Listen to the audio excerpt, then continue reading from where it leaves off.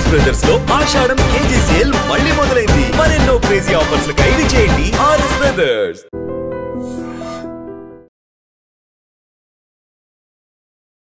మెదక్ జిల్లాలో ఒక గుర్తు తెలియని వ్యక్తిని అత్యంత దారుణంగా కొట్టి చంపినట్టుగా పోలీసులు అయితే విచారణ చేస్తున్న సందర్భం కనిపిస్తోంది. యాక్చువల్లీ ఈ వ్యక్తి వచ్చేసి బోరబండ అంటే హైదరాబాద్కు చెందినటువంటి బోరబండ వ్యక్తిగా పోలీసులు అయితే గుర్తించారు. ఆయన పేరు వచ్చేసి సబిల్. ఆయనకు కేవలం 20 నుంచి 25 సంవత్సరాల లోపు వ్యక్తిగా ప్రాథమికంగా గుర్తించారు. ఎందుకంటే నూలిపోగు కూడా ఆ బాడీ మీద లేకుండా అత్యంత దారుణంగా ఆయనను బండరాయితో కొట్టి చంపినటువంటి సిచ్యువేషన్ ఇది. మెదక్ జిల్లా తూఫ్రాన్ వెళ్ళేటటువంటి రోడ్డు పక్కన పంట పొలాలు ఉంటాయి కదా, పంట పొలాలకు పక్కన అత్యంత దారుణమైన పరిస్థితుల్లో యాక్చువల్లీ ఈ సబిల్కి సంబంధించిన మృతదేహాన్ని కనుక్కున్నారు. యాక్చువల్లీ ఈ పొలంలో ఒక్కసారిగా గుర్తు తెలియని వ్యక్తి, అది కూడా పూర్తిగా నగ్నంగా ఉన్నటువంటి ఒక బాడీని చూసినటువంటి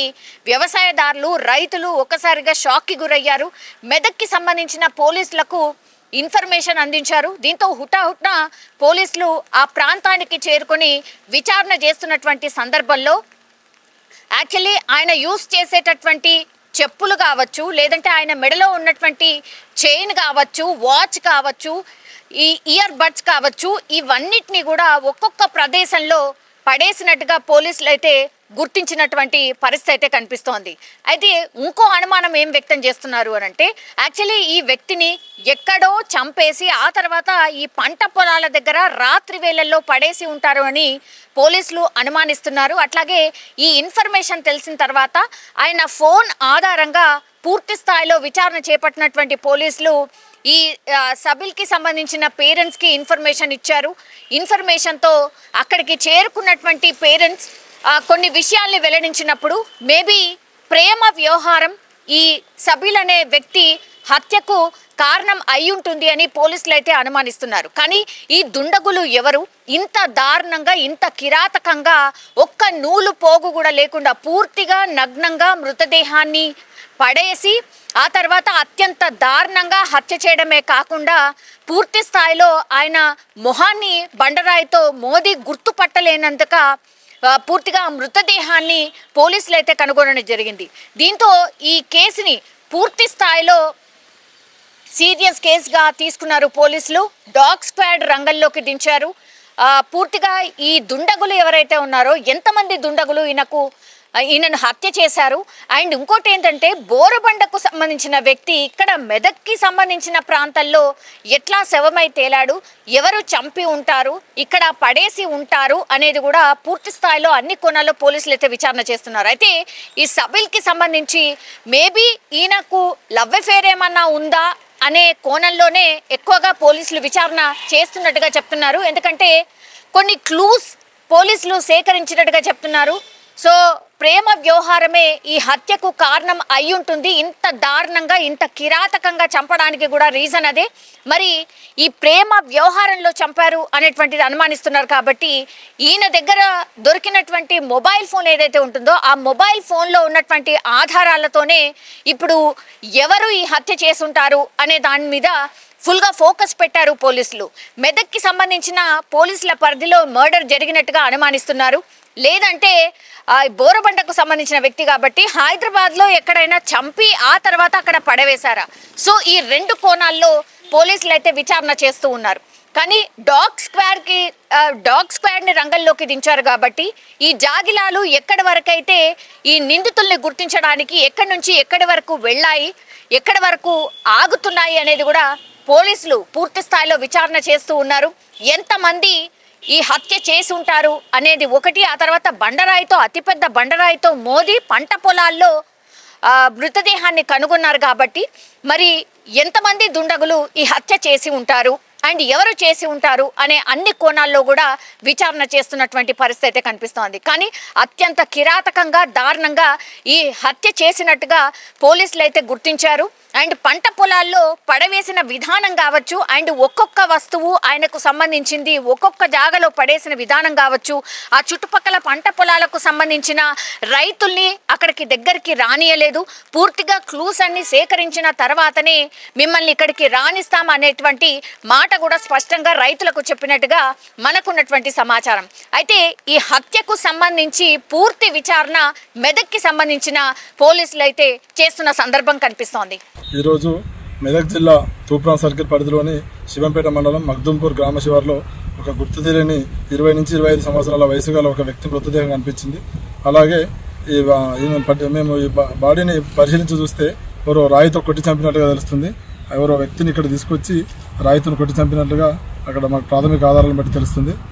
మీకు సంబంధించినటువంటి లేదా మీకు తెలిసిన ఎవరైనా పర్సన్ మిస్ అయితే ఆ వ్యక్తిని చూస్తే మాకు కొంచెం ముస్లిం వ్యక్తిగా కొంచెం తెలుస్తుంది. అలాగే మేము ఫొటోస్ అవన్నీ షేర్ చేస్తాము.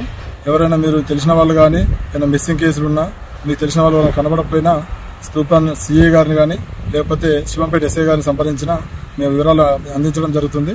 మీరు ఈ ఫొటోస్ ద్వారా వ్యక్తిని గుర్తుపట్టి పోలీసుకు సమాచారం అందిస్తారని కోరుతున్నాం. రోజు శివంపేట పోలీస్ స్టేషన్ పరిధిలోని మగ్దుంపూర్ గ్రామ శివారులో ఒక గుర్తు తెలియని వ్యక్తిని, ఒక 20-25 సంవత్సరాల వ్యక్తిని చంపి బట్టలు లేకుండా నగ్నంగా పడేసి ఉన్నాడని చెప్పేసి సమాచారంతో ఆ గ్రామ కార్యదర్శి ఇచ్చిన సమాచారం మీద మేము ఎఫ్ఐఆర్ నమోదు చేసుకొని ఈ కేసును రంగకృష్ణ తూప్రాన్ సిఐ గారు, తర్వాత శివంపేట ఎస్ఐ గారి సహకారము, మిగతా టీం తోటి దీని మీద పూర్తిగా ఇన్వెస్టిగేట్ చేయడం జరిగింది. దీంట్లో ఏంటంటే ఇది గుర్తు తెలియని శవము, నగ్నంగా ఉంది. అసలు ముందు ఐడెంటిఫై చేయాల్సిన పరిస్థితిలో టీము దీన్ని అన్ని కోణాల్లో ఒక బండరాయితోటి మోది, తర్వాత ముఖంని అంతా కూడా పచ్చడి చేసి అసలు ఆనవాళ్ళు కూడా దొరకకుండా ఉన్న పరిస్థితి ఉంది మాకు. సో ఆ కేసులో మొత్తము ఆ రోజు మొత్తం మీడియాను, సోషల్ మీడియా, తర్వాత ప్రింట్ అండ్ ఎలక్ట్రానిక్ మీడియాకి అందరికీ కూడా ఈ సమాచారం ఇచ్చి ఫస్ట్ ఆఫ్ ఆల్ మృతుడిని ఐడెంటిఫై చేయడం జరిగింది. ఈ తర్వాత మాకు తెలిసిన సమాచారం ఏంటంటే ఇది విరివిగా మేము సోషల్ మీడియాలో పబ్లిసిటీ చేయడం వల్ల మాకు వచ్చిన సమాచారంలో మృతుడు మొహమ్మద్ సాబీల్ అని చెప్పేసి బోరబండ నివాసి అన్న విషయం తెలిసింది. ఆ తర్వాత దీన్ని పూర్తిగా పరిశోధన చేస్తే దీంట్లో ఈ మొహమ్మద్ సాబీల్ ఎవరైతే మృతుడు ఉన్నాడో ఆయన వాళ్ళ బంధువుకు సంబంధించిన ఒక అమ్మాయి, ఆ కేసులో అమ్మాయి ఎలోప్మెంట్ కేసు, దాంట్లో కిడ్నాప్ జరిగిన కేసులో నిందితుడు ఎవరైతే ఉన్నారో A1 మొహమ్మద్ అఫ్సర్, తర్వాత ఆయన స్నేహితుడు సంతోష్ అని చెప్పేసి దాంట్లో ఇన్వాల్వ్ అయి ఉన్నారు. సో వారు తర్వాత అమ్మాయి ఎలోప్మెంట్ అయిన తర్వాత అది అల్లాపూర్ పోలీస్ స్టేషన్ పరిధిలో ఉన్న కేసు. ఆ కేసులో భాగంగా ఆ తర్వాత వాళ్ళు మళ్ళీ వచ్చిన తర్వాత పోలీసులు కౌన్సిలింగ్ చేసి వాళ్ళని పంపించడం జరిగింది. కానీ ఇతని దగ్గర ఎవరైతే మన చనిపోయిన వ్యక్తి దగ్గర అమ్మాయికి సంబంధించిన కొన్ని ఫోటోలు ఉండడము, ఆ ఫోటోలు ఇతనికి నిందితుడికి పంపించి అమ్మాయితోటి నాకు ఖచ్చితంగా పెళ్లి చేయాలా, నువ్వే ఒప్పించాలి అని విషయం చెప్పడం జరిగింది. దాంతో ఆ ఫోటోలు డిలీట్ చేయమని అతను వెంబడిపడడం, ఇతను ఒప్పుకోకపోవడం వల్ల వాళ్ళ మధ్య ఏంటంటే ఒక ఘర్షణాపూరితమైన వాతావరణం ఉండింది. దాంతో తన స్నేహితుడైన సంతోష్ తోటి ఒక ఒప్పందం లాగా ఒక నిర్ణయం తీసుకోవడం జరిగింది. ఎట్టి పరిస్థితుల్లోనే నిందితుడు చనిపోయిన వ్యక్తి దగ్గర నుంచి ఆ ఫోటోలు తీసేసుకోవాలని, లేకుంటే చంపాలని ఆ ఉద్దేశంలో భాగంగా ఆ రోజు ముందు రోజు నైట్ దాన్ని బోరబండకు పిలిపించి నువ్వు రా నీతో మాట్లాడేదని చెప్పేసి తీసుకొని వచ్చేసి అతనికి వస్తూ మద్యం తాగించి వస్తున్న క్రమంలో మన తూప్రాను, మనోహరాబాద్ నుంచి తూప్రాను, తర్వాత ఈ శివంపేట ఏరియాకి వచ్చేసి అతన్ని ఫోటోలు డిలీట్ చేయమని చెప్తే దానికి ఒప్పుకోకపోతే వెంటనే అతన్ని ఫస్ట్ ఏంటంటే అతన్ని స్పృహ కోల్పోయేలాగా గొంతుపట్టి అతన్ని స్ట్రాంగులేట్ చేయడం జరిగింది. ఆ తర్వాత స్పృహ కోల్పోయిన తర్వాత అక్కడున్న ప్రీకాస్ట్ వాళ్ళకి ఆ తలను వేసి కొట్టడము, ఆ తర్వాత అక్కడికక్కడే చనిపోయిన తర్వాత ఎవరు కూడా ఆనవాళ్ళు గుర్తుపట్టొద్దన్న ఉద్దేశంతో ఆ బండరాయితోటి ఆ ముఖం పచ్చడి కూడా చేయడం జరిగింది. సో ఆ తర్వాత ఈ పోలీసులు ఎక్కడైనా వస్తాయి, తర్వాత పోలీస్ డాగ్స్ వచ్చేసి ఇవి గుర్తుపడతాయనే ఉద్దేశంతో అతనికి ఉన్న ఒంటి మీద ఉన్న బట్టల్ని కూడా తీసేసి వాళ్ళు విసిరేయడం జరిగింది. ఈరోజు మేము పూర్తిగా అన్ని కోణాల్లో సిఐ గారు, తర్వాత ఎస్ఐ గారు, తర్వాత మిగతా టీం అంతా కూడా అన్ని కోణాల్లో దీన్ని శాస్త్రీయ పద్ధతుల్లో సాంకేతిక పరిజ్ఞానాన్ని ఉపయోగించి కేసును ఛేదించడం జరిగింది. ఈరోజు నిందితులు వాళ్ళు మళ్ళీ వాళ్ళ కారులో ఏదైతే నేరానికి ఉపయోగించిన కారులో తూప్రాన్ గేట్ దాటి వెళ్తున్న క్రమంలో ఇవాళ వాళ్ళను అరెస్ట్ చేయడం జరిగింది. ఇవాళ వాళ్ళను అరెస్ట్ చేసి వాళ్ళ నిందితులు తమ నేరాన్ని ఒప్పుకున్నారు. సో దీనికి సంబంధించి వాళ్ళని నిందితుల్ని అరెస్ట్ చేసి వాళ్ళ కోర్టు ముందు కూడా